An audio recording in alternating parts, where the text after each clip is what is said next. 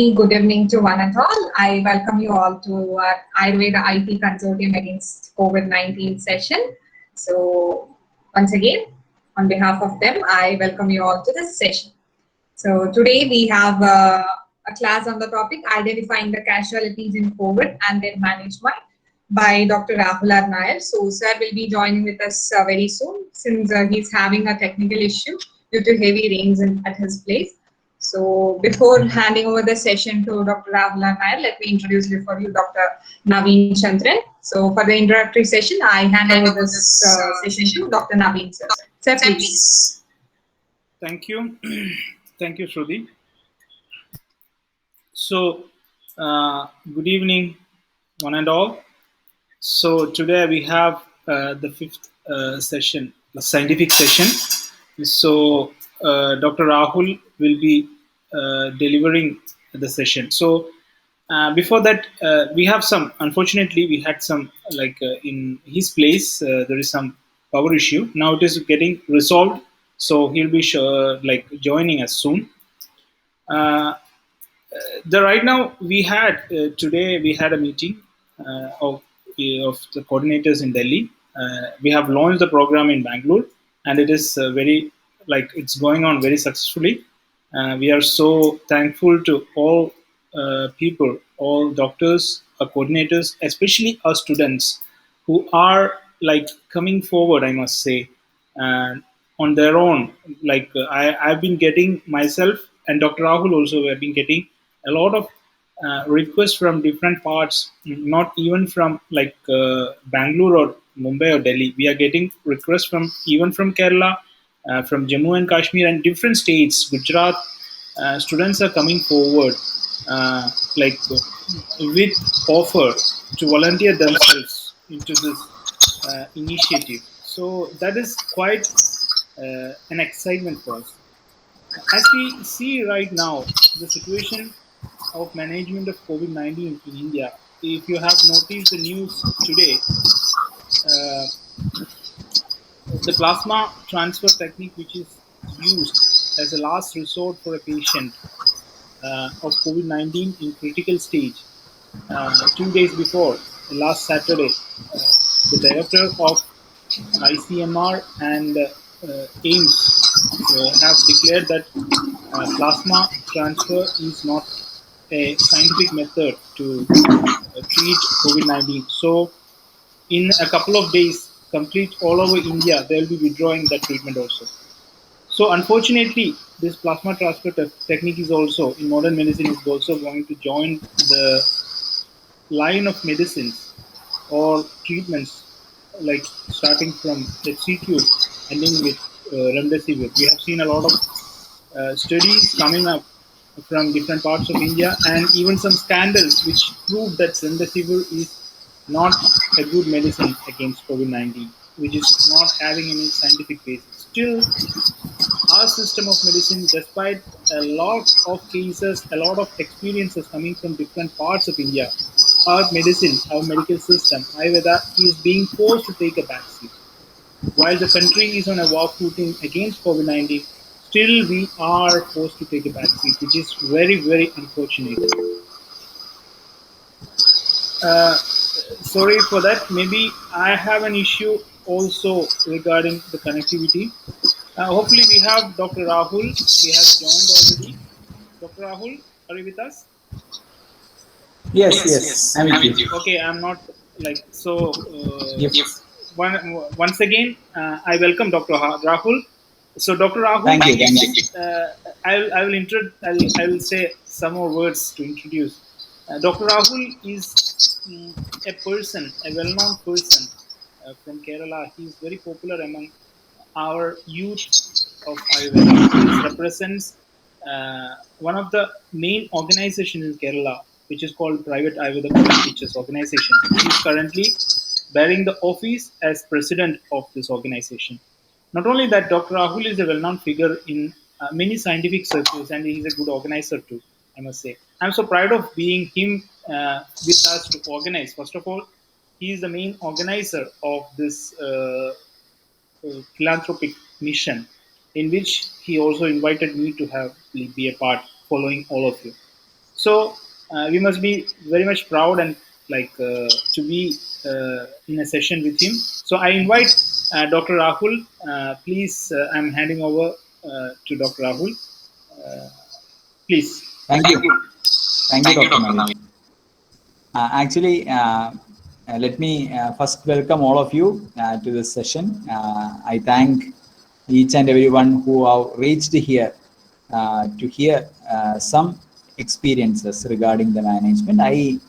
I'm also glad over the fact that me and Naveen both worked together in a department. Many a time I cherish the memories as the golden period of my teaching career. And at that time, we taught Dr. Sudhir Radhakrishnan, who is the anchor today. So it is actually a happy moment to see our common student here in this platform also. And I think many people whom I know will be here. Also senior faculty members or senior doctors, young clinicians, students, etc. will be here to hear about the COVID. As Dr. Naveen has just had briefed, every day we are getting a new information that the current theories are proving to be false. So once I just came through a troll which states that all the recent studies are stating that all the recent studies are false. So likewise, a world is happening where the time-tested technologies are kept a foot away, whereas random practices are given a label, scientific, and put into general public, and that causes death of masses of people around the globe. And around the globe, we can see that there are many alternative practices or the true wisdoms, medical wisdoms around the globe, and many a time they are sidelined. But except when I look into the case of the Chinese traditional medicine, where they were given equal hand-in-hand opportunities, and that resulted in rapid reduction of the death rate in China. The media report says so. Whereas in India, being the birthplace of Ayurveda also, we are lagging far behind our commitment towards Ayurveda, whereas Ayurveda is having rich and richest of observations dealing with these pandemics for past 3,000 years.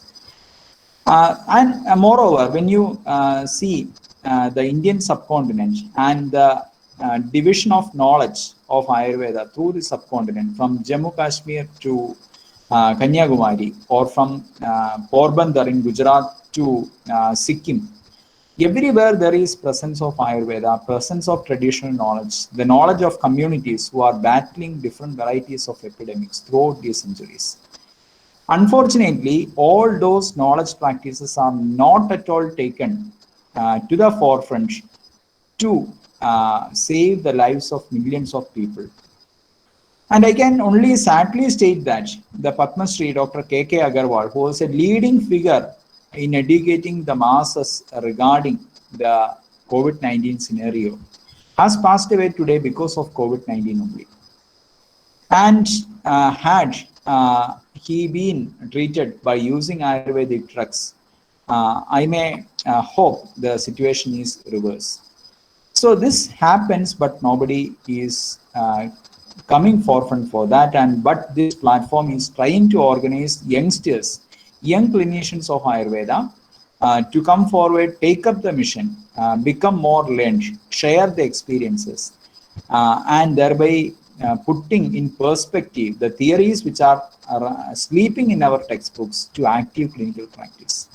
So my attempt today is just to go through the available literature regarding the interpretation of how a COVID patient dies, and if there is suitable pathologic takeaways we are having, we can avoid deaths by using those principles. And the second part of my presentation will be dealing with the drugs which can be very commonly used I am a practitioner working in Kerala, and I am having experience in dealing COVID with herbal medicines, but I am not having so much extensive experience in handling those cases which are critical. Why? Because in Kerala, there is a governmental agency which is working for management of COVID patients, and predominantly allopathy care is provided to them. And the rest of the COVID patients will be approaching the government level dispensaries, which are very actively providing those services in all panchayats of Kerala. So those private clinicians like me will be getting cases in few numbers, but that experience itself has something to speak. But as I have not dealt with a patient who is ultimately serious, as those experiences which we heard from North India. My presentation is a little bit different in that I try to convey what are the potential options available with us in dealing with this pandemic. So let me share the screen first.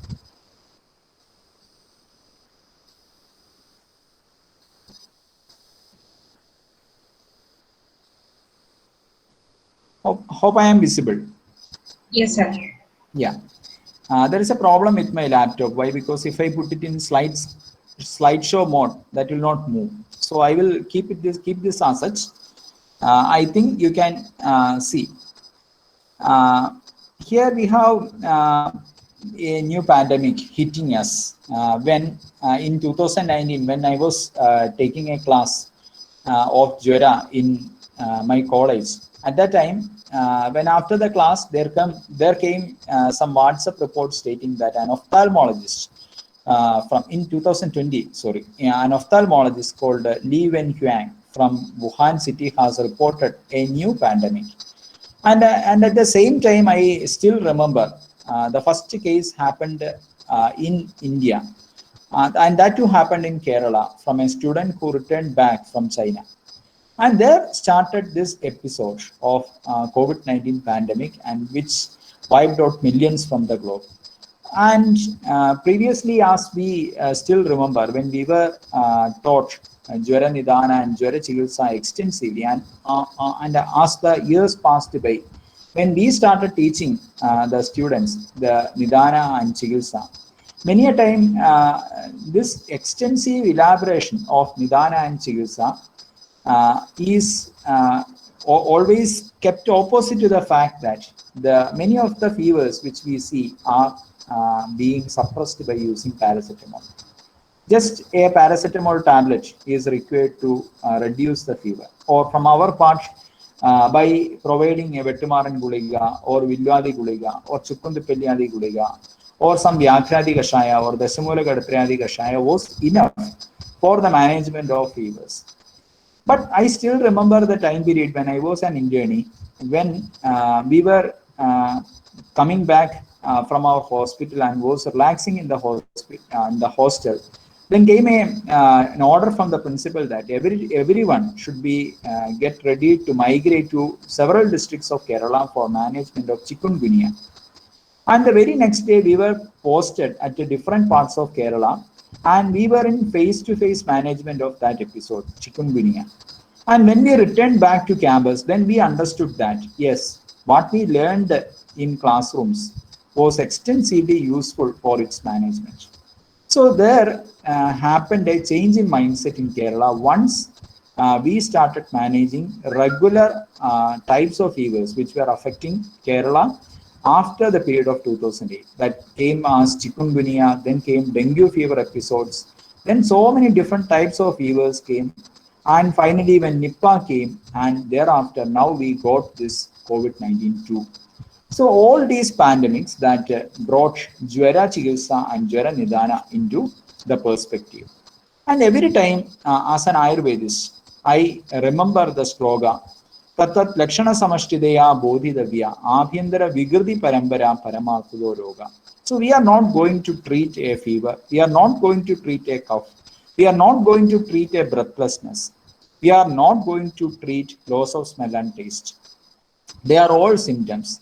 Finding those symptoms, it is very important to come to develop, it is very important to develop in our mind an Abhyantara Vigruti Parampara. That means a chain of events that results in these symptoms, and we operate on those chain of symptoms. That is the theory we should keep in mind while we move on to manage COVID-19. So, development of Abhyantara Vigruti Parampara. What happens inside this particular patient? We say the patient was recovering. Suddenly, the happy hypoxia hit. The patient's SpO2 level was 95. When I was seeing him, half hour later, suddenly it dropped down to 85. So we should think what is happening inside. What happens? What pushes the patient to death when COVID attacks a particular patient?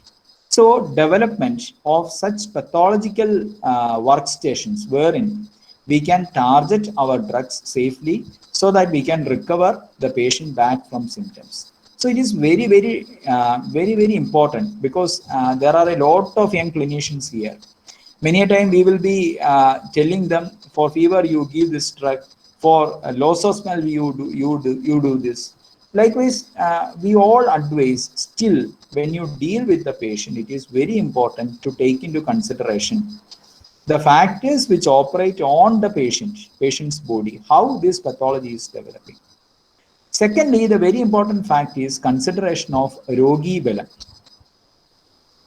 The Rogi Belam is the one of the most important factors Acharya points out when he opens the Jwara Chikitsa. The famous statement says, Beladhishtanam Arogyam Arogyartha Kriyakramaha. So we see a lot many patients dying, and we can, as an Ayurvedist, from readily we can say that those patients who are succumbing are dying because of Aushadha Bala as well as reduced Rogi Bala. So increased Roga Bala, very high Aushadha Bala, and very lessened Rogi Bala is the cause for this massive deaths we are seeing every day. So in order to attack the virus, in order to keep up the cytokine storm of the bay, in order to stimulate interferons, we are giving many medicines. Those medicines are backfiring on us, resulting in reduction of Rogi Bala, reduction in the sudden loss of instability of Ojas, leading to death of the person. And we can see the Lakshana Samashti of COVID-19. Everyone knows fever, cough, sore throat, headache, loss of taste and smell, backache, diffuse body pain. This symptom is a speciality, especially in the second wave of COVID. Severe lethargy, occasionally the patient will be having breathlessness. And in the case of India, since May 1st, 2021, so we are now the 17th of this month, and now 66,866 people died. 4,329 people died on past Monday, all India. And we should be concerned about the fact, we should be conscious about the fact that when I complete this presentation, somewhere in India, somebody will be dying of COVID-19. So such is the situation. This is a real-time war, real-time discussion. Never we have inquired into Jwara Chikitsa or Jwara Nidana when some people living around us die. But today this is a situation. We are, when we read Jwara Nidana and Jwara Chikitsa, around you people are dying. 2.79 lakh people died out of 2.5 crore infections. So one thing is very clear. That means around 1% is death rate. It is not a very high fatal disease like Nipah virus. It's instead, this virus is going to kill 1% of total infected persons, and that too because of multiple factors. And when we inquire why people die due to COVID, the most common answer is abnormal immune response. So abnormal immune response is the cause behind the cytokine storm and the phenomenon called happy hypoxia. Many a time we also may be fooled over the fact that the virus is killing the person. Instead, the truth is that because of the viral infection and because of the peculiarity of this virus, not to produce, not to release, not to make the cells release interferons at time, the body will be getting an idea regarding the viral load later. The body releases a lot of cytokines, and that results in cytokine storm, macrophagy attack, and total destruction of the organ consumption. So if the the abnormal inflammatory reaction happens at the level of alveolar membrane, that particular alveolar membrane is destroyed, and that part of lung becomes a dead space. So this is what is happening in one way. In another way, another discussion, a lot of papers I have read regarding happy hypoxia. The patient is just unaware of what is happening inside the body, and suddenly he collapses and becomes breathless and dies. This is what is seen. And the theories are stating that usually if some spaces of the lungs are getting infected and that area is having some consolidation or that changes into a dead space, the blood vessels to that particular area should usually contract, and the body will regulate in such a way that maximal blood will flow to area where there is active air exchange. But here it is seen that there is a reversal in the body's intelligence. Some abnormal intelligence is playing there, and suddenly there will be vasodilatation, and maximum blood will be diverted towards those infected, consolidated, dead spaces, so that air exchange is totally affected. Patient becomes breathless. So one thing is very, very clear. Due to some factor, body's the natural intelligence is some way subverted. So the body is getting trapped into a situation where its intelligence fails at immune level as well as in the vasodynamic level. And sometimes abnormal clots are formed inside the blood vessels, which is known as disseminated intravascular coagulation. So that results in abnormal clot formation and the patient dies. So abnormal clot formation is another area where there is body is losing its intelligence.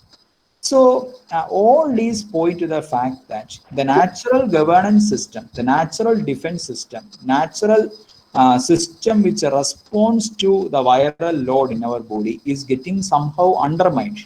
And that loss of intelligence is creating the death of the patient. And sad to say, mostly the patients who are dying, mostly they are taking a lot of allopathic medications, especially prior to COVID, because of lot of comorbidities. In our society, it is high time when it is necessary for each of us to track those patients who are died and to see that for what purpose they are taking a lot of allopathic medications. In Kerala, the Kerala government has started managing the non-communicable diseases in a way that which is not expected in any part of the world, giving medicines for patients for non-communicable diseases. The patients who are not having a habit of doing any exercise, the patients who are gluttons, who are eating so much, the patients who are excessively sedentary, they are coming regularly to a dispensary to get free medications for diabetes, hypertension, dyslipidemia, hypothyroidism, etc. So what happens is that we create a group of people who are taking medications regularly only to say that my sugar level is normal, my thyroid level is normal, I am now totally having a normal blood pressure level, but all these on medications, not on lifestyle or food related changes. So all those things backfired now. Now, those people who are having comorbidities are getting maximally feared of the fact that if something happens, some infection happens to them in the form of COVID-19, that will undermine their normal body's immune defense. So, from an Ayurvedist viewpoint, the aim, the focus of the Ayurvedist should be on the guest, on the host rather than the guest. So the host should be given maximal importance. How we can maintain the body's natural immune defense mechanism, keeping its intelligence correctly and keeping the virus at bay. Or rather, in another way, we want to state how we are going to manage this, how we are going to live with COVID-19 virus without getting any mortality. So another group of people are going to die because of attending lung infections due to pneumonia. And regarding this pneumonia story, it's very interesting to note that before the advent of COVID-19 virus in US, at least in a year, almost 40,000 people will die due to flu each season. So flu is killing the persons in US. This is the thing we regularly read in the Bibles of internal medicine like Harrison's, and we are amazed to see that so many people dying of flu now. So we know about the pattern of healthcare prevailing in United States. So it was actually happening there. It was slowly coming up. Those persons who are died are all dependent on these excess internal medications. All those people are dying. But the situation was not as worse in India. But here also, when somebody dies due to old age, we all see that mostly the cause of death will be, the final cause of death will be pneumonia. So the pneumonia or lung infection associated illness associated deaths are also very common.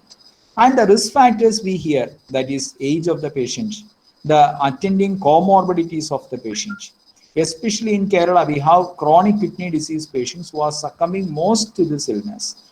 Heart disease patients, then those who are having prior infections in the chest, those who are suffering from COPD, those who are having chronic diabetes, all these people are succumbing to the illness. Obesity was found out to be an important risk factor in patients who are dying, especially youngsters.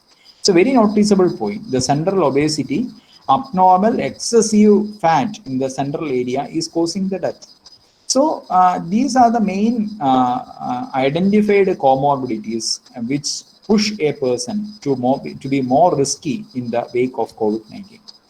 And how can we perceive all these things? By rereading the Samhitas, we can see that the first wave of COVID was perfectly matching with that of Kaphavada Jwaram. Tabahani, Aruji, Parvasiroru, Pinasa, Shosana Kasa Vibandha, Sida Jadya Timira Brahmatandra, Sleshma Vada Janida Jwaralinga. So Kaphavada Jwaram was mostly seen. If you take 100 patients, almost 98% of patients are having Kaphavada Jwaram, and remaining 2% were pushed to the level of Sanipadika Jwaram because of some tryptic Pitta factor. So the Pitta, which is signifying the transformative factor in us, is getting aberrant. That means some metabolic defects are happening in the body. These metabolic defects are changing the pattern of fever from Kaphavada Jwara to Sanipadika Jwara. And we note a point.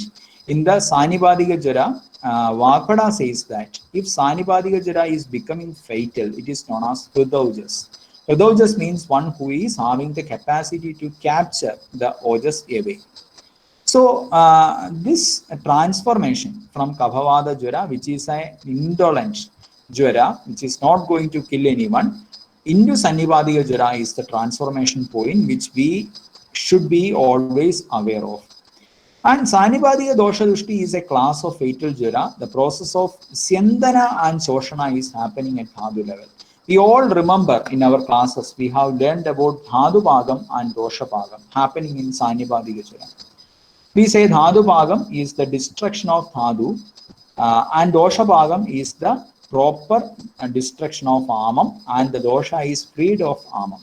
When we rewind the Jwara Samprapti, we can see that in Jwara Samprapti, Agni, which is depressed, along with the Amam, along with Dosham, is pushed into the Shakha from the Koshtam, and that's why we are feeling feverish.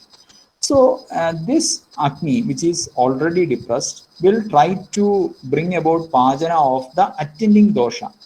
So this Pajana, if it is efficient, so if properly supported, it will result in the cure of the disease.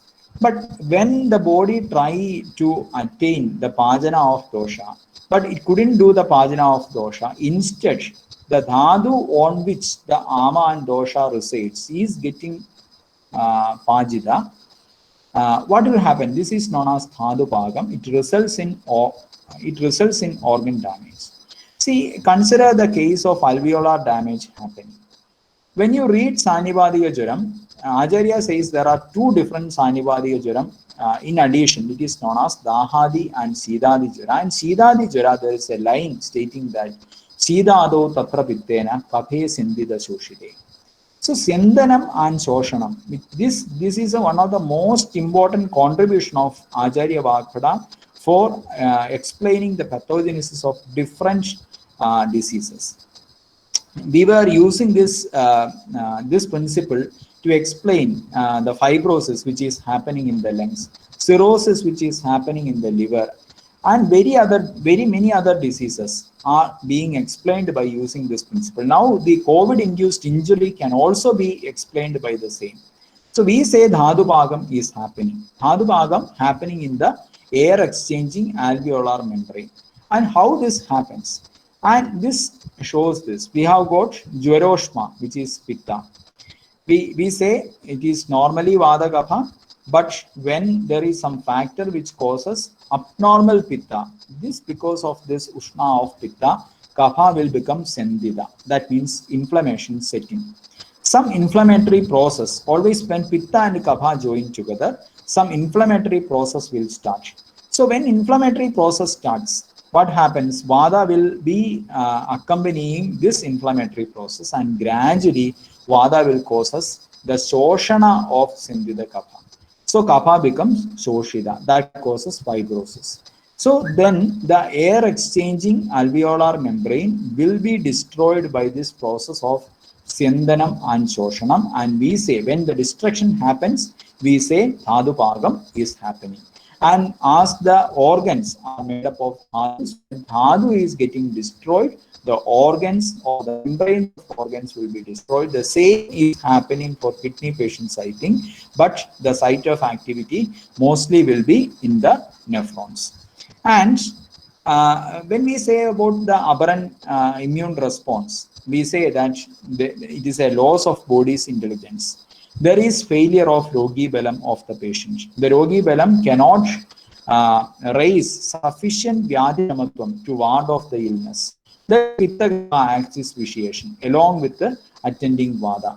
And here also Dhatu Bhagam happens to be the final outcome. And hence, what should be the aim of a clinician?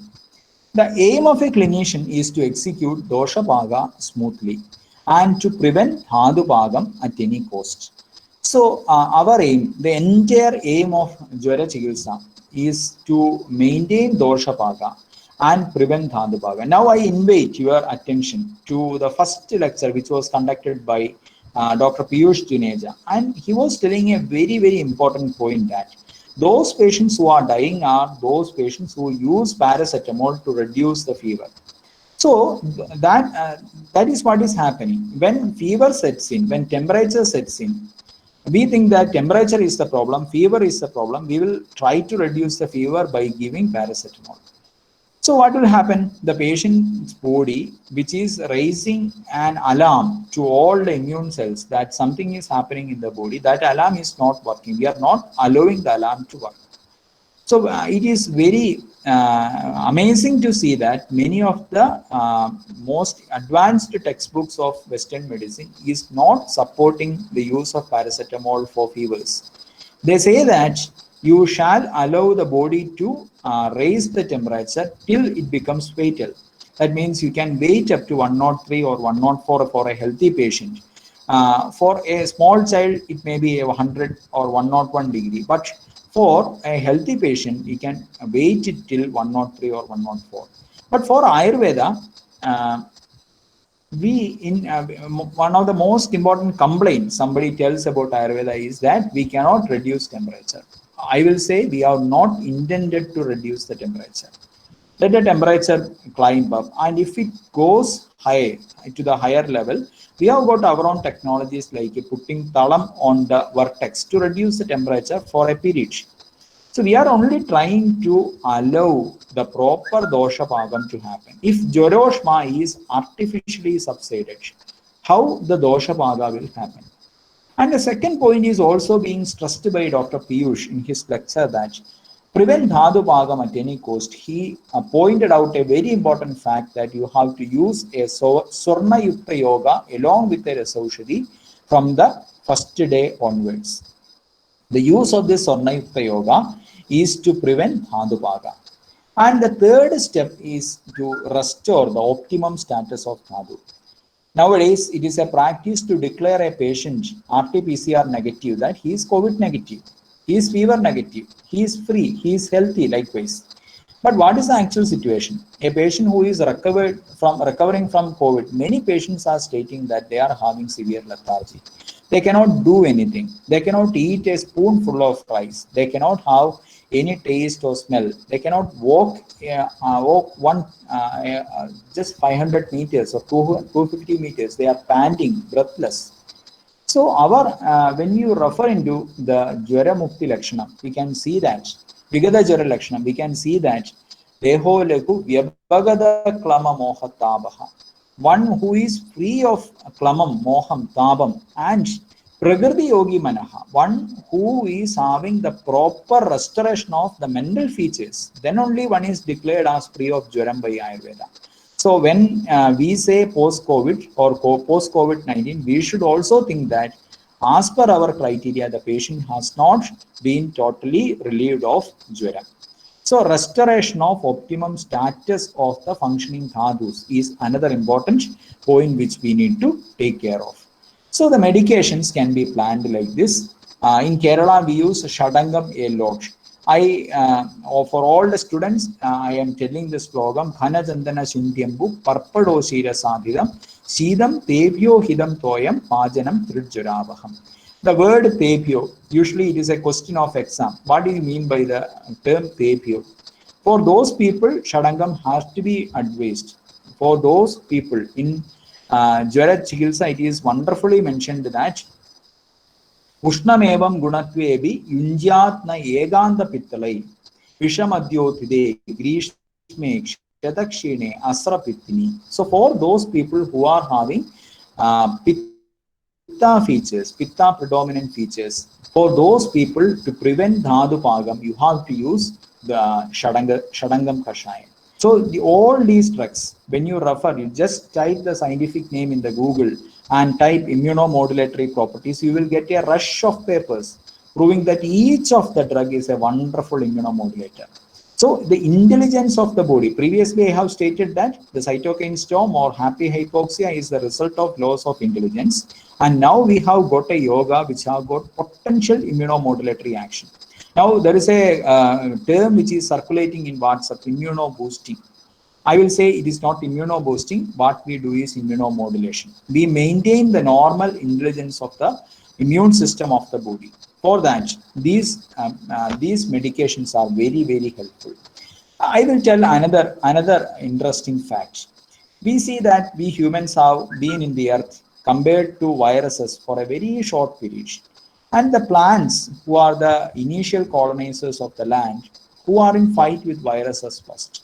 So we are we Ayurvedic people are utilizing plant material for developing our drugs. And what we extract from the plants are all their secondary metabolites. So recently I came across a very beautiful articles written by one Professor Maman Daniel, who is a professor in Madhya Pradesh of botany, who has recorded very beautifully why the plants are producing secondary metabolites. Sometimes we are all familiar with the term secondary metabolites. What it means that the secondary metabolites are compounds which are produced by the plant, which is not directly useful for the plant in any way, but it is producing for some other purposes. Now it is being cleared that when the plant interacts with fungi, bacteria, viruses, etc., to ward it off, it is producing these chemicals which are very much having the experience of managing the viral infections. So that materials are, we are extracting that compounds, and that compounds of secondary metabolites have got beautiful interactions with the chemicals of the human body system, and that it maintains intelligence. So our ancient masters has perceived this. Utilizing these plant materials can really help us in fighting these viral infections by making us very strong. by making the Rogi Balam strong. And I have found this combination very wonderful. And in cases of Pittadika Jwara, in Kerala we substitute Shundi with Guluji. So we will add Guluji. And this is the way we create this Kashayam. And sometimes in Kerala, if we have drugs, we will take half part of Guluji in Pitta predominant or Pitta Kapha predominant cases, half part Guluji followed by other half the other drugs. So in different ways, this Kashayam is being utilized. And another one, which is Amrutotharam Kashayam, happened to be very useful in the second wave of COVID. Why? Because many people are having severe headache, severe heaviness of head, throat ache, etc. So when there is Kaphadikya, which is Kaphapittadikya, which is affecting the upper part of body, and when Kapha Sanjaya happens to be there in upper part of body, Amrutotharam is a good yoga. We can see Nagara, Amrita and Haridaki. Nagara is Deepana and Pajana. Amrita, Guluji is itself Raktapitta. It is having a wonderful effect on controlling inflammation. And the third one is Haridagi, which is at once an immunomodulator as well as it is a potent anlomana. So we are taking care of the need of the body as a whole by using Amrutotharam Kashayam, and its Prakshebam is nothing other than Siddha or sugar. So that will regulate the Pitta too. So, and along with this, we used to give in Kerala practice, if there is suspected high respiratory symptoms, we will be using Surya Prabha Guliga. Other choice is Vettumaran Guliga if fever is predominant. And likewise, our management initially starts.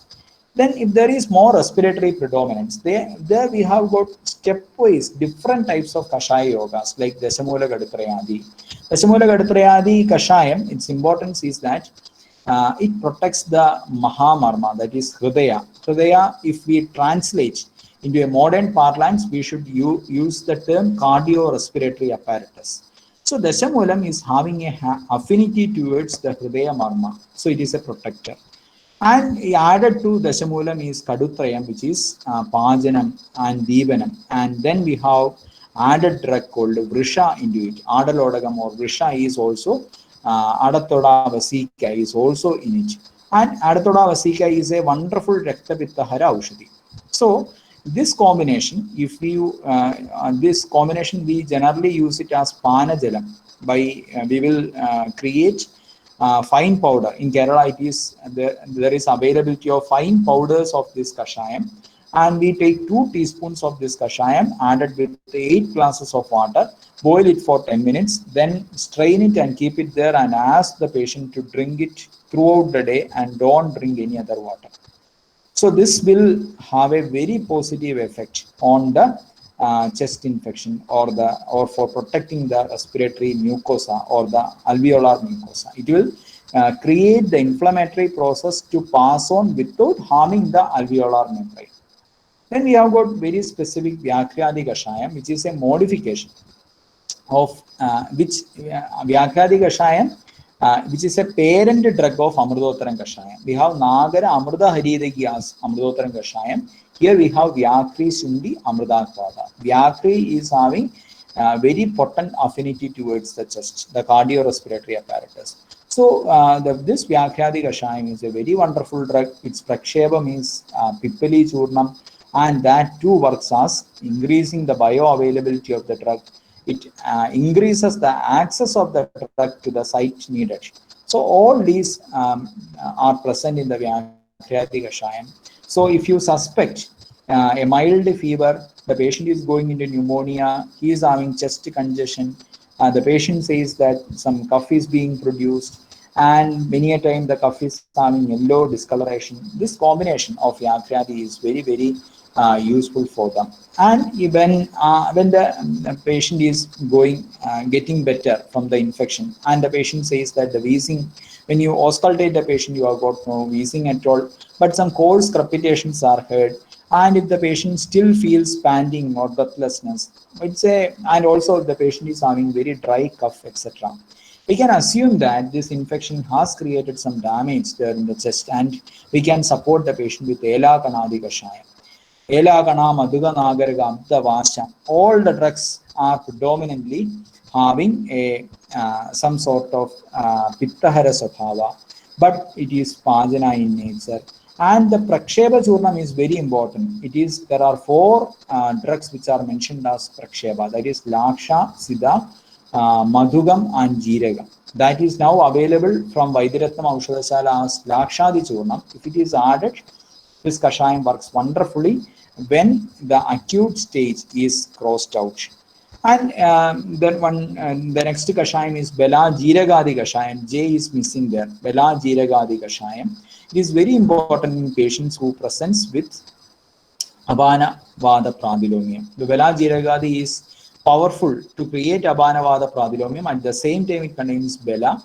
It is a Belia drug. It will reduce the lethargy of the patient and eases out the respiration. And then finally comes the Daru Nagaradi Kashayam. If the situation is going uncontrolled, if you are giving Dasamula Kadatrayadi, you are giving Vyakriyadi, you are giving Bela Jiragadi, still the patient's cough is not getting reduced. He is producing copious sputum, especially yellowish in nature. The patient is having severe fever. Patient feels heaviness of chest. Patient feels breathless.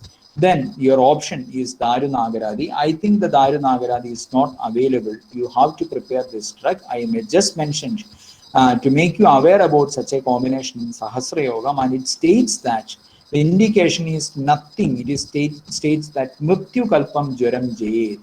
Mrityu Kalpam Jaram Jayet. That means those people who are destined to die because of COVID-19 can be saved by using this combination.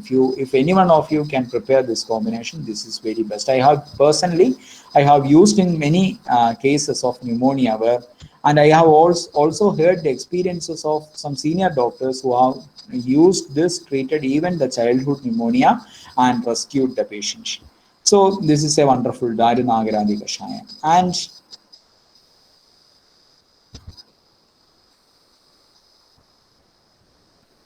still, if the respiratory symptoms are continuing, we can see if the patient is suddenly becoming breathless. One important combination is Vasharishtam and Kanagasavam, which is a bronchodilator, which is Pittarektaharam, but it creates expectoration, and along with that, you can give Kasturi Kalparasayana.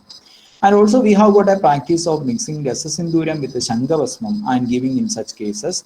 Also, the use of LVR, Lakshmi Vilasarasam, Naradiya Lakshmi Vilasarasam, I have been using, not the Mahalakshmi Vilasarasam, which has been mentioned by Piyush Juneja sir.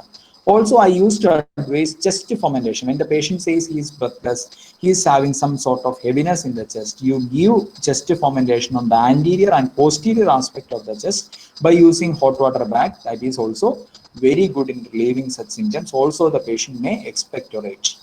And if signs of pneumonia is there, we can have Brihat Kaphageturasam. That is a drug which is available with the Siddharam Ayurveda. And that is good for if you rub the drug in honey and Ardragasarasam and can give it. Also, we can use Mrityunjaya Rasam. This is extremely useful when there is the signs of inflammation in the chest to bring it down. And in case of a hypertensive patient or CKD patient, while you are doing all these managements, it is essential to maintain the optimum functional status of kidney. So one important useful drug is Arthavilyam Kashayam, which is mentioned in Sahasra Yogam. It is otherwise known as Chukku-Chundadi Kashayam. This Arthavilyam Kashaya Yogam is very, very important in managing the water balance of the body. You can give this to patients who are suffering from kidney disease, who are having increased creatinine levels to prevent the dialysis. And also we use here Avil Toladi Bhasma Gruel. It is known as Bhasma Kanyi. It is prepared by mixing 1 teaspoon of Avil Toladi Bhasma in water, which is destined to be used for preparing the gruel. So before preparing the gruel, you mix 1 teaspoon of this Bhasma in water. Keep it there for 10 minutes. And those part which is undissolved, that should be strained out. The remaining and the water is taken, and in that water rice is boiled, and without pouring away all the water, you should drink it as a peya. And this Pasma gruel is very, very effective in reducing the stress on the kidneys. It is an excellent diuretic. It is excellent Vadanilomanam. If the patient is suffering from constipation too, that will be relieved by giving this gruel. It is very, very useful yogam. And also Chandraprabha, which contains Kanmadam, is a very good drug. If you want to reduce the inflammation, if you want to control the inflammation, if you want to cut something without producing heat. We all know about the cutters.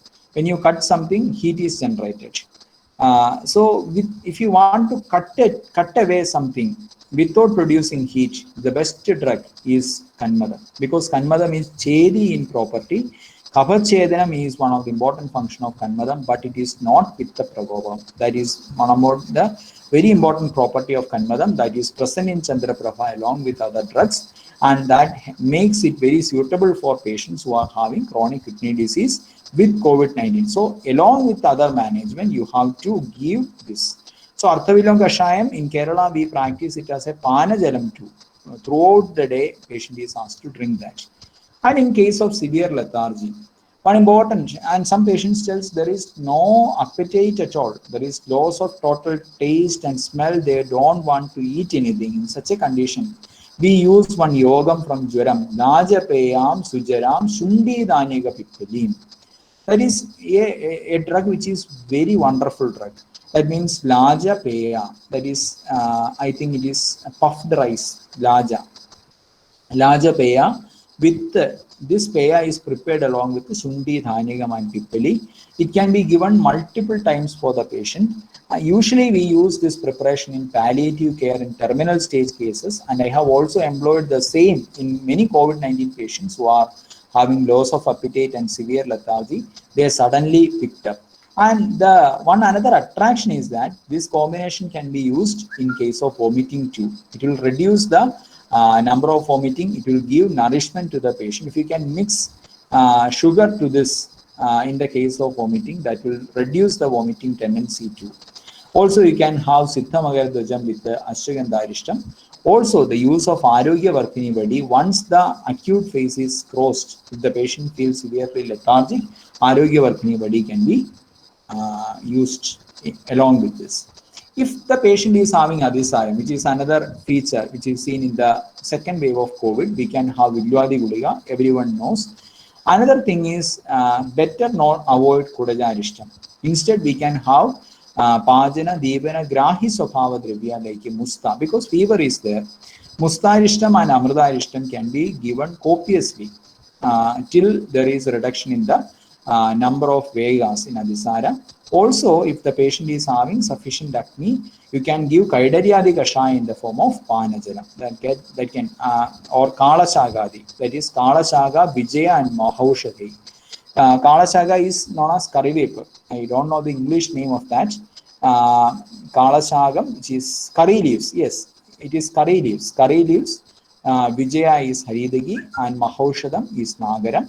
These three are seen in Kaidaryadi Kashayam and will, to a great extent, reduce the number of Vegas. And also you can give Peya to the patient, larger Peya, to reduce the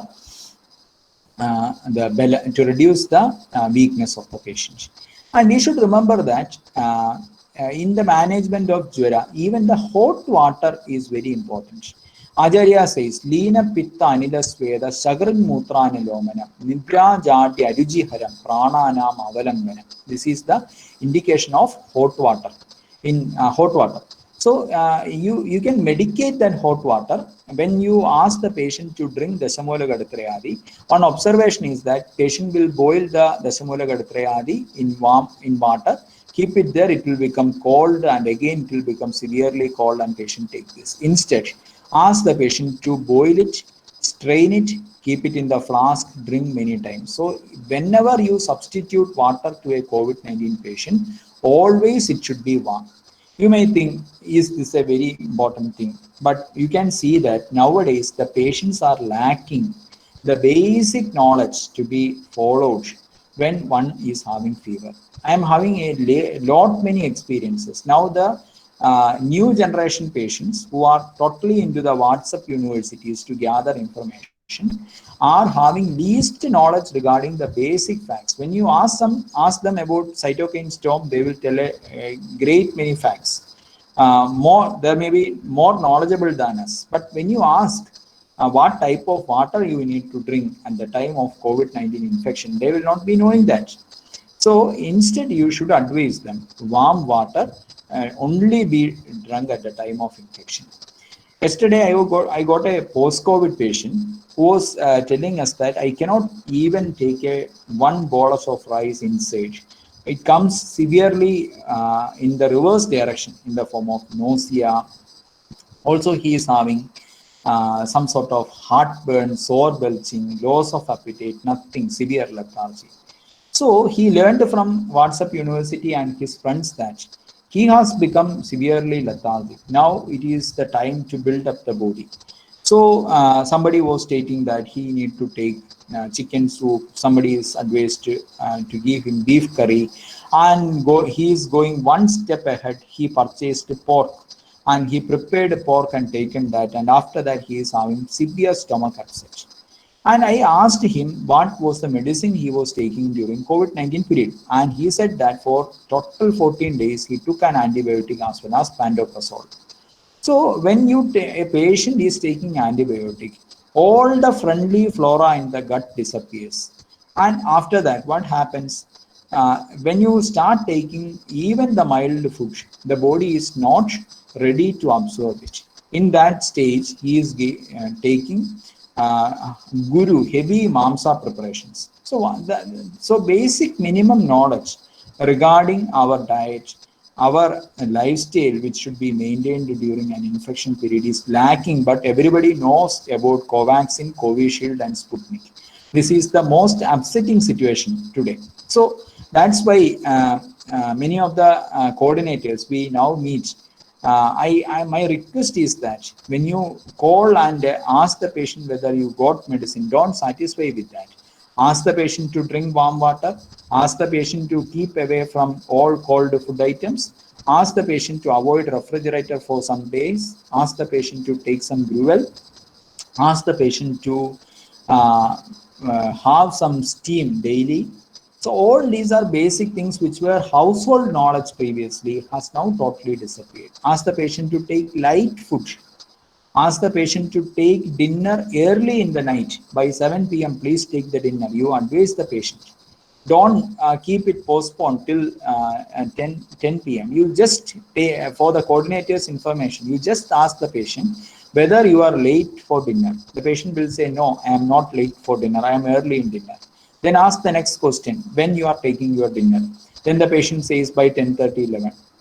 So the thing that 10:30 or 11 o'clock in the night is a late time for taking dinner has been missing from our society. So you have to advise them, give this advice, and now the patient is ready to accept this advice. When they practice for 2 days, they will see the result, how the Jwara is improving. And for the post-COVID patient, you have to address the symptom. The patient will be, number one complaint is this lethargy. Number two is dry cough. See, the dry cough and lethargy are post-viral symptoms. See, the respiratory mucosa is becoming hypersensitive after any viral infection. It's not only for COVID. You get a viral fever. After that, there is excessive sensitivity of the respiratory mucosa. It is known as post-viral hypersensitivity of the respiratory mucosa. So you have to consider that there is a Ruksha Guna Vriddhi in the mucosa. You give Sniktha Prayogas. For example, you can have Indugandam Gridam for the patient. Ask the patient to heat the Gridam, warm the Gridam, make it liquid and warm, and slowly suck it. Slowly suck the Gridam. Instead of drinking it, just keep sitting there, just enjoy the Gridam. That will result in improvement. You can have some type of cup syrups which are having surplus of honey in it. For example, the Dashamul cup syrup of Siddharam is having good effect on respiratory mucosa. So those symptoms need to be addressed. While doing all these things in post-COVID state, you have to assess the patient's belam as well as acne every day and provide sufficient Vadanilomana. Many patients are now getting constipated after the infection.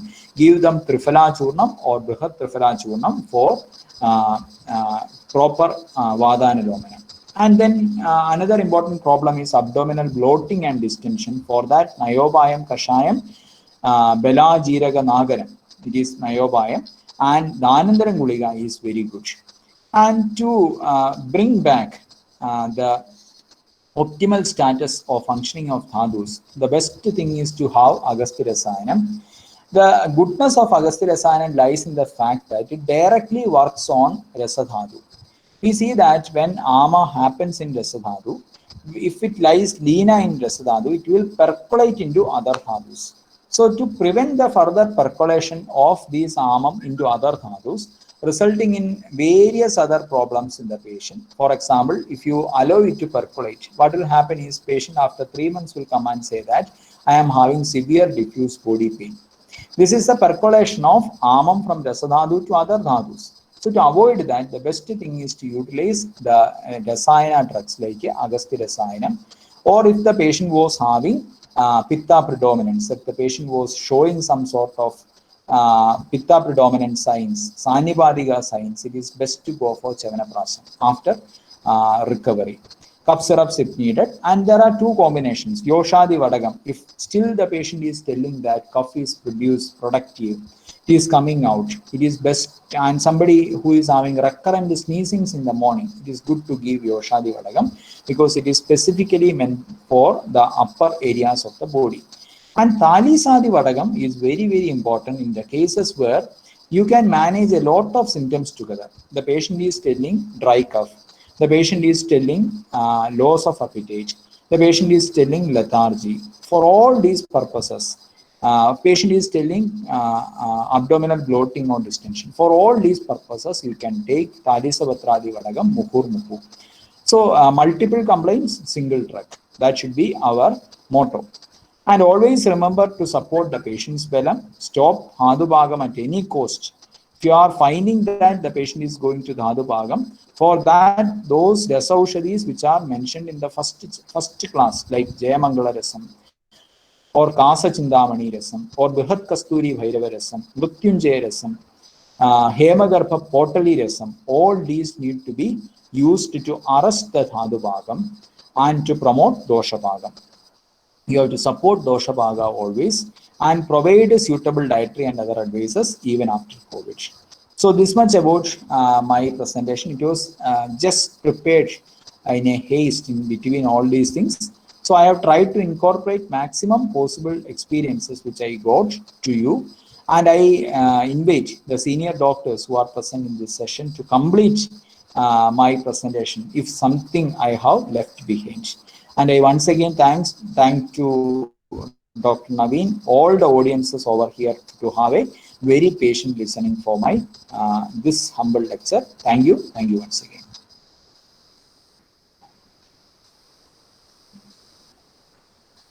So thank you so much, sir, for this wonderful presentation. People like you are really an inspiration for all the practitioners out there. So, sir, we have few questions in our chat box. So, shall I read out? Yes, please. Sir, Dr. Joby George has asked, can we give Avilkolgadi Kanni in dialysis patient? Yes, we can give. I have experiences of giving it in dialysis patient.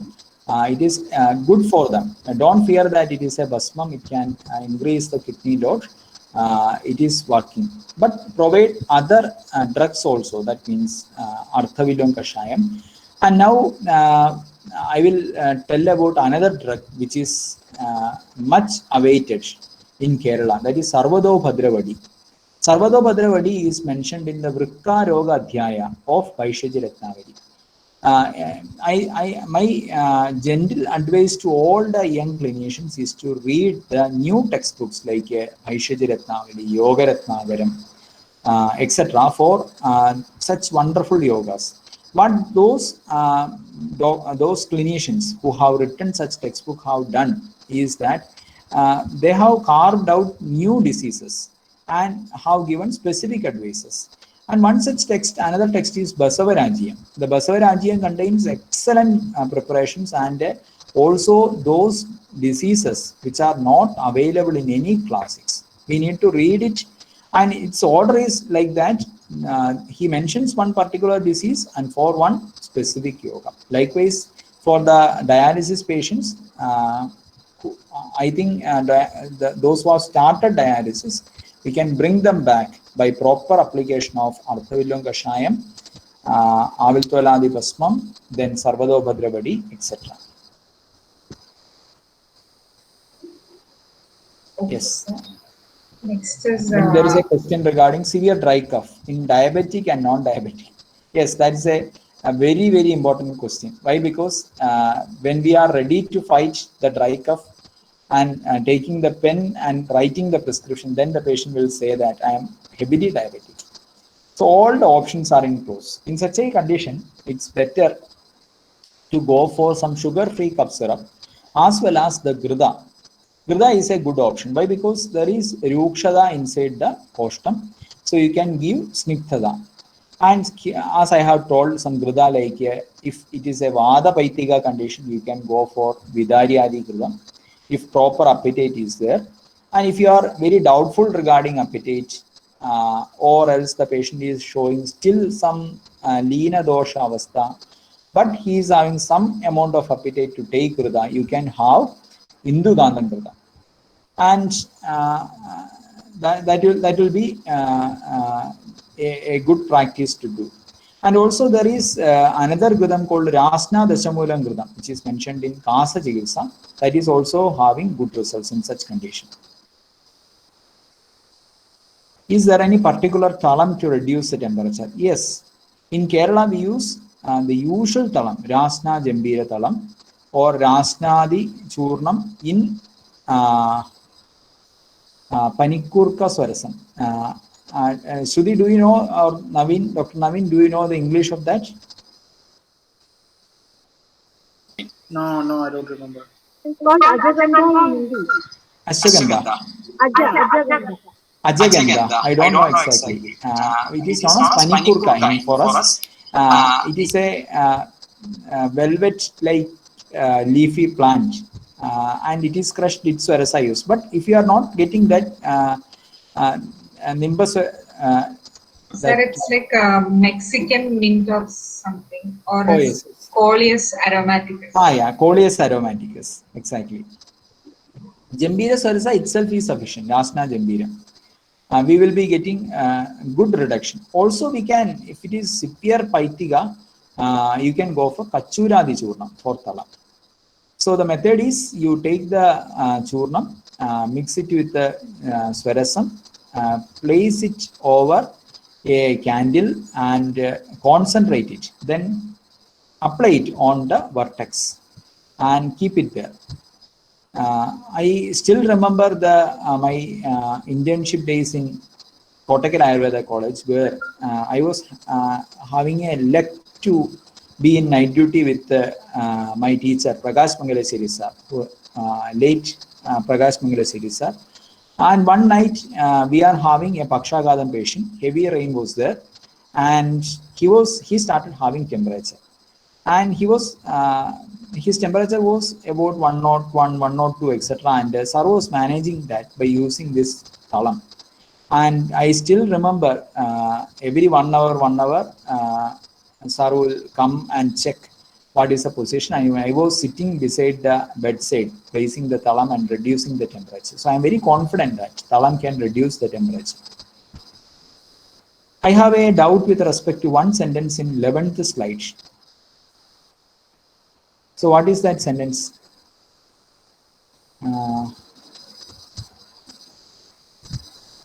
Aberrant immune response. So doctor, please switch on. Can you unmute and ask what is that? Yes, that is there. Is body's intelligence intended as the body's general homeostatic mechanism? Yes. The intelligence which manages the homeostatic mechanism is downturned.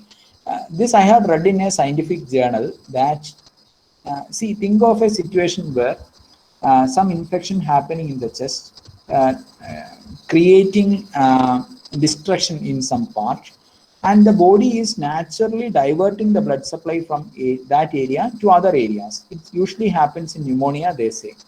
But in COVID-19, it happens reverse. The blood supply is more diverted towards the dead spaces.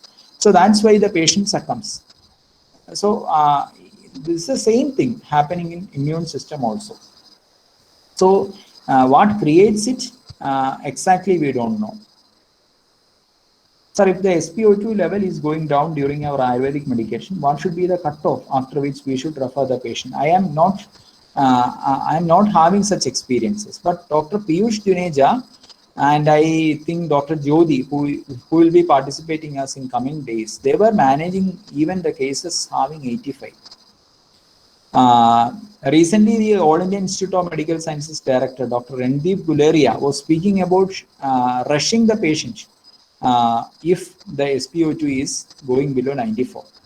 So here the patients are being pushed up, even if they are 85, without much panic. If such patients were rushed to the hospital and immediate so many interventions like steroids and other things were applied, I fear the patients will die.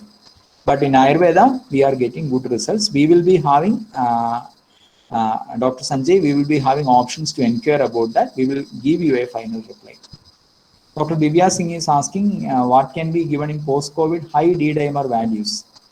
How can we correlate hypercoagulability? This hypercoagulability signifies the presence of kapha in rakta. So there is increased coagulation means decrease in the flow. That means instead of saraguna, sthiraguna is coming inside rectum. But how can you alleviate this sthiraguna? Can we alleviate it by using Ushna Guna Dravya? That's another question. No. For that, I think those aushadhis which are mentioned in Rakta Pitta Chikitsa, wherein the opposite is happening. The Ushna Guna Vritti leading to increased Drava Bhava. But here one similarity is that there is Rakta Dushti, and to reduce the Drava Bhava, and to reduce the Sthira Bhava, we have to do the Kabahara Aushadhis, which are not at all Pitta Varthaga. So one such thing is Kanmada, I found. Kanmada is having such action. Swarnamakshigam is also having such action. That can be employed. And also the D-dimer values are signifying this hypercoagulability. So we can also give such medicines like Guluchyadi Gashaya, which is having Pitta Kapha Hara Swabhava, but which promotes Agni. That means even though it is Kabahara, it will not even though it is Pitta Hara, it will not create even though it is Pitta Kabahara, it will not create Agni Mandya. So the medicines like Guluchyadi Kashaya, Shadanga Kashaya, even in some stages you can opt for Padola Kadirohinyadi Kashaya, because it is Kapha Pitta Haram, it is Padola Kadirohini Chandanam, Madhusrava Guluji Padhanidam, Nihandi Kapha Pitta Kushta Jwaran, Visham Vamim Arojagam Kamala.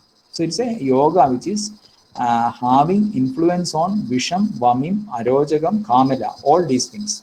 It is Kapha Pitta Haram. So all these drugs, I think, can be employed for reducing the hypercoagulability. And I will try to circulate. Yes, I think I am having that. Last month, Dr. Mahadevan sir has published a revised guideline of his own management priorities in COVID-19, and also previous year's guidelines are also with me. I will try to share it in groups, and he is having some specific drugs for that. Is larger way beneficial in loss of taste and smell? I am not saying that it will cure loss of taste and smell, but it will replenish a person who doesn't want anything to eat. So it is not having any particular taste or smell. So the patient can take it as bland, but it will be supportive even if it is taken for a small amount. That is a specialty. For regaining taste and smell, I support the use of the Vadaga preparations like Vyoshadi Vadaga or Talisavutradi Vadaga, etc., which is at once Vadanilomanam, Kabaharam, Bellium, etc. So that can be employed suitably.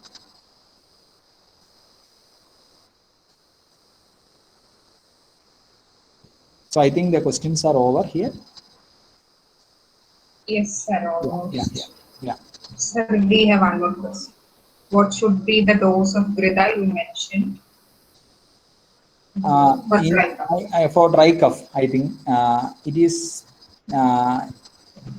we can give in Samana dosage only. That means you start with considering the appetite of the patient, start with 10 ml.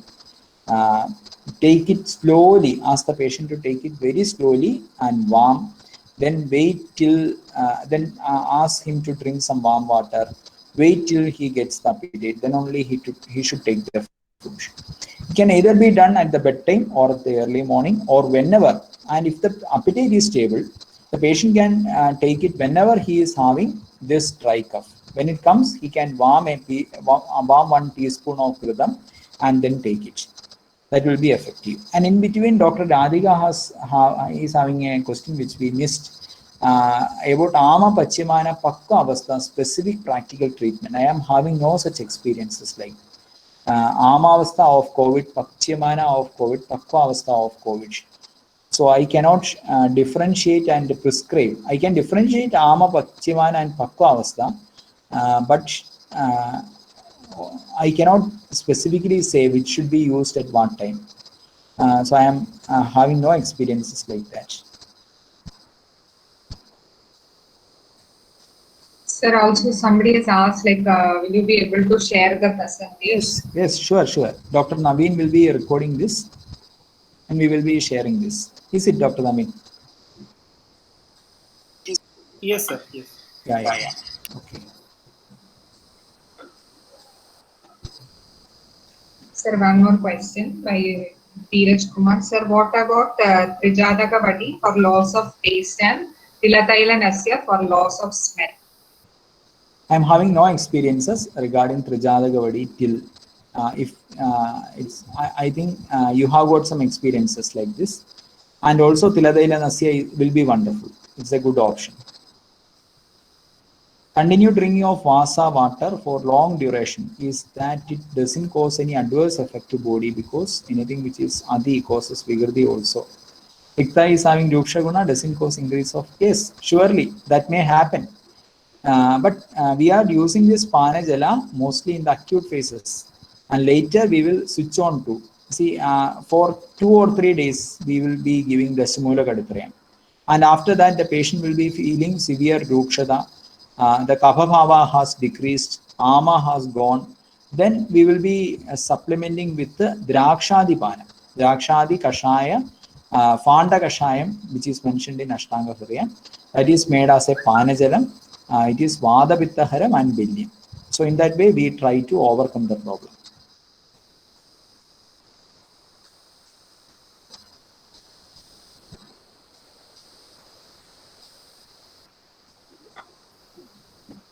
For how long we can advise a Kashaya? Ayush Kwath for prevention. I am taking Ayush Kwada for, I think, for past 3 months or so. So till when the COVID is there, we have to take it, I think so. What is the difference between vaccination and our prevention? That was a recent discussion and I could see that vaccination is a one-time job. You go and take the vaccination, but you are quite unsure whether you will be getting COVID, whether you will be getting complication or whether you will be dying out of that. But our Ayurvedic immunomodulation is a package. You take a drug, Ayush Kwada, you wake up early in the morning, do some pranayama, take a steam, take this turmeric mixed with milk or milk every day, take light food always, early dinner every night. So if you can do all these things together, if you can bear a positive mind, that will help you. But you will be having sustainable results too. But the other version, the vaccination, is a single time affair. And after that, you can do everything in reverse. So what happens, we don't know. So all these questions, for very kind attention of young doctors as well as PG scholars, now all these questions are coming into forefront.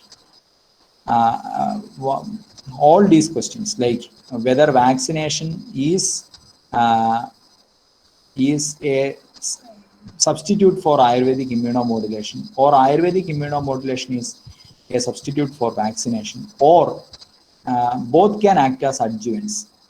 Ayurvedic immunomodulation as an adjuvant for vaccination, or vaccination is an adjuvant for Ayurvedic immunomodulation. These should be raised as a hot topic. We have to collect data. What happened after vaccination? What happened after Ayurvedic immunomodulation? We are very sure that in Kerala we have got a project called Amritam by Government of Kerala, and we have covered at least 150,000 people under the project, those who are under quarantine. They were given this medicine, and out of them, not a single person died due to COVID-19. So that was a wonderful study.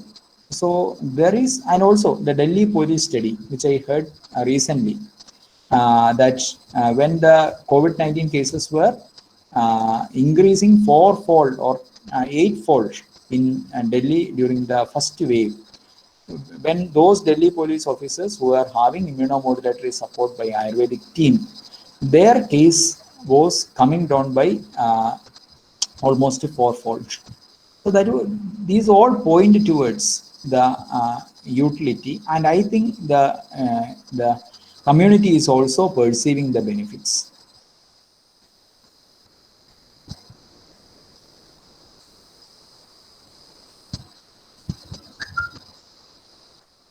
Dr. Purnima Ramachandra is asking, what if it ends in complication like fissure in ano or constipation? Oh, that's I think that's a wildest possibility of drinking more kashaya and having fissure in ano.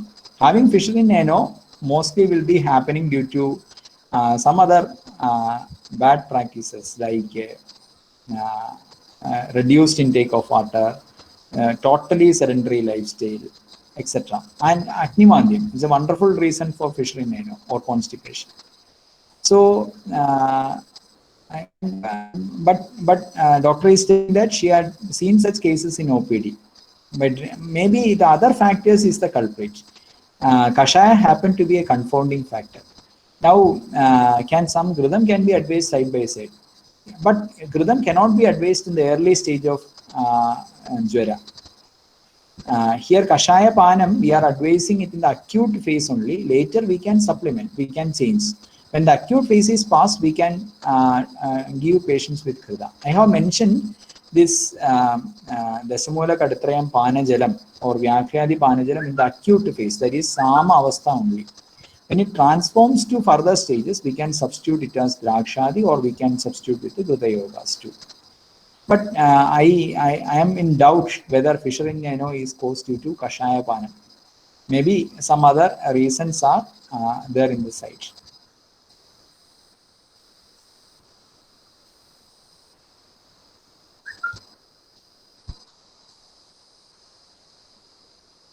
So if I think the more discussions can need to be, because not everyone, not any one of us is perfect in that. And I think every one of us should reread the Nidana, Jwara Nidana and Jwara Chikitsa, and we should face it from knowledge. I feel that when the going is tough, only the tough gets going, and we should make ourselves very tough by reading through our resources extensively, so that we will get more ideas. So thank you very much. I request Dr. Naveen Chandran to have some concluding words regarding this session. Thank you, Dr. Rahul, for that, like pointing out the main areas in the Samprapti of Jwara Chikitsa. Of course, treatment, we all are in every sessions, it's a nature of our doctors, like Ayurveda doctors, to look for preparations, to look for medicines. We try to keep us like away from the issues of Samprati, how the Samprati Vikatana should be done. But today, this was a section I would say rather very much like informative session on the Samprapti of Jora and how the Samprapti Vikatana should be a main, like have a main role in the treatment of Jora. I would like to add one more point there, maybe. Like as it is said, Karunardram Manashuddham Sarvajwara Vinashanam. So we have to Exactly. consider in the case of COVID, the psycho-emotional factor of COVID, the panic it creates in the patient.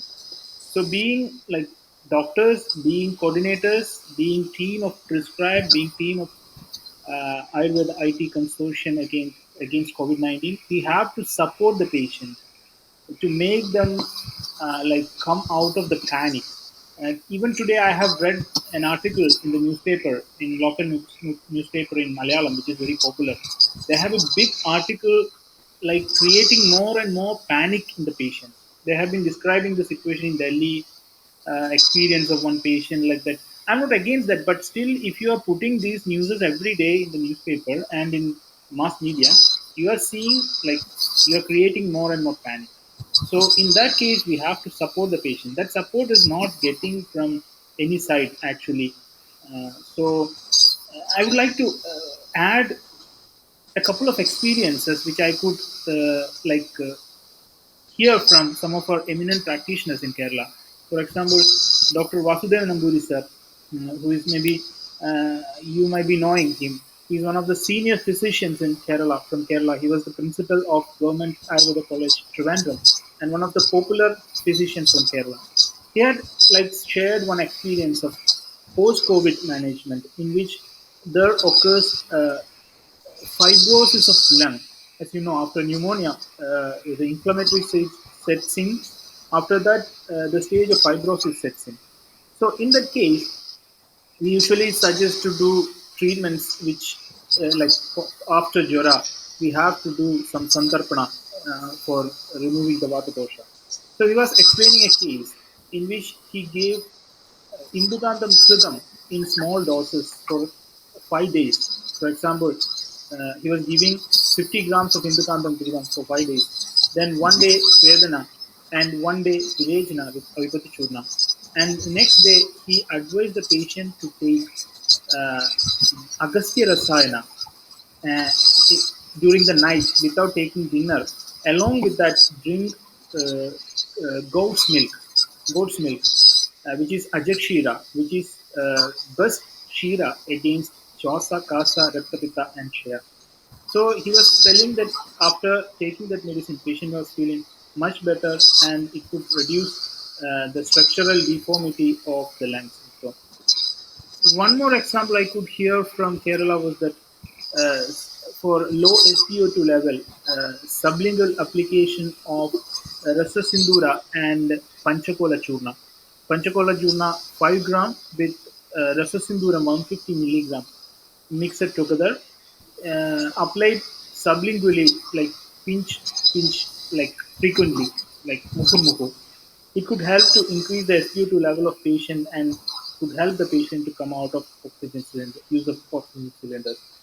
So such wonderful experiences, not in just post-COVID situation or pre-COVID situation. In acute cases also, we have wonderful. We are now having a lot of wonderful examples and experiences. So thank you everyone, for joining in this evening. First of all, I would like to thank Dr. Rahul for taking the pain not only to organize such a session, organize such a platform, but also share his experiences there. And Dr. Shruti Radhakrishnan, she is one of our students from MBR Ayurveda Medical College, as Dr. Rahul was explaining in the beginning. Thank you, Shruti, for taking your time, for organizing this session and for controlling this session for us this evening. And finally, and I thank everyone who has attended this session today also. So we have more sessions coming in next days, as Dr. Rahul was mentioning. From Jyoti Joshi, she is having wonderful experiences in many acute cases, and she has already published papers in this. Hopefully we'll have more sessions in coming days. So thank you once again. Over to Shruti. So thank you so much, Dr. Rahul sir and Dr. Naveen sir, for being the pillars of this initiatives, and thank you so much to all the doctors who have joined us with us today for this session. So thank you everyone.